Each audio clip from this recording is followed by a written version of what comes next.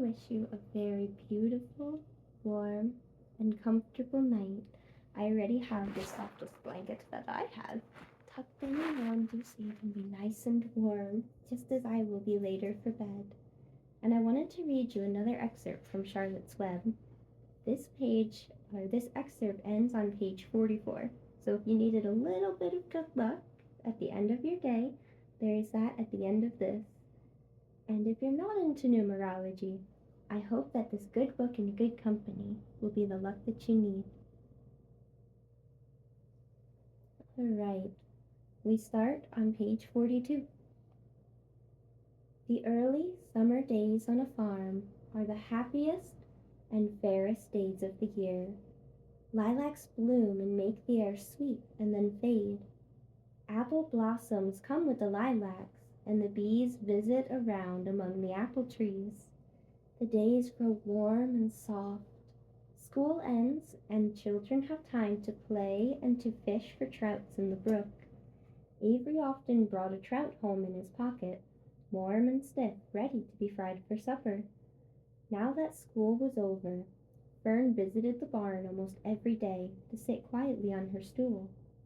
The animals treated her as an equal. The sheep lay calmly at her feet. Around the 1st of July, the work horses were hitched to the mowing machine, and Mr. Zuckerman climbed into the seat and drove into the field. All morning you could hear the rattle of the machine as it went round and round, while the tall grass fell down behind the cutter bar in long green swatches. Next day, if there was no thunder shower, all hands would help rake and pitch and load, and the hay would be hauled to the barn in the high wagon, with Fern and Avery riding at the top of the load. Then the hay would be hoisted, sweet and warm, into the big loft until the whole barn seemed to smell like a wonderful bed of timothy and clover. It was fine to jump in and perfect to hide in, and sometimes Avery would find a little grass snake in the hay and would add that to the other things in his pocket. Early summer days are a jubilee time for birds. In the fields, around the house, in the barn, in the woods, in the swamp, everywhere, love and songs and nests and eggs.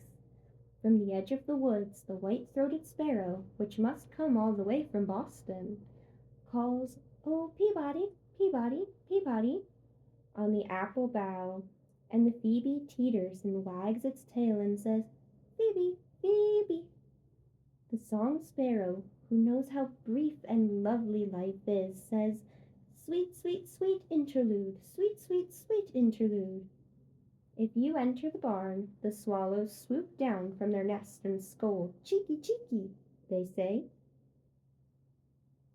In early summer, there are plenty of things for a child to eat and drink and suck and chew. Dandelion stems are full of milk. Clover heads are loaded with nectar. The frigid air is full of ice-cold drinks. Ice-cold drinks. Everywhere you look is life. Even the little ball of spit on the weed stalk, if you poke it apart, has a green worm inside. And on the underside of the leaf of the potato vine are the bright orange eggs of the potato bug.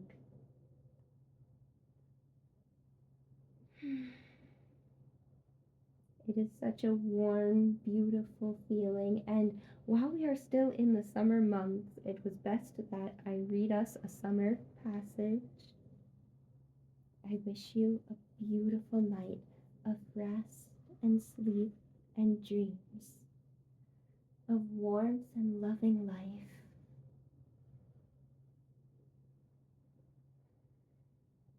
Thank you for sharing this time with me.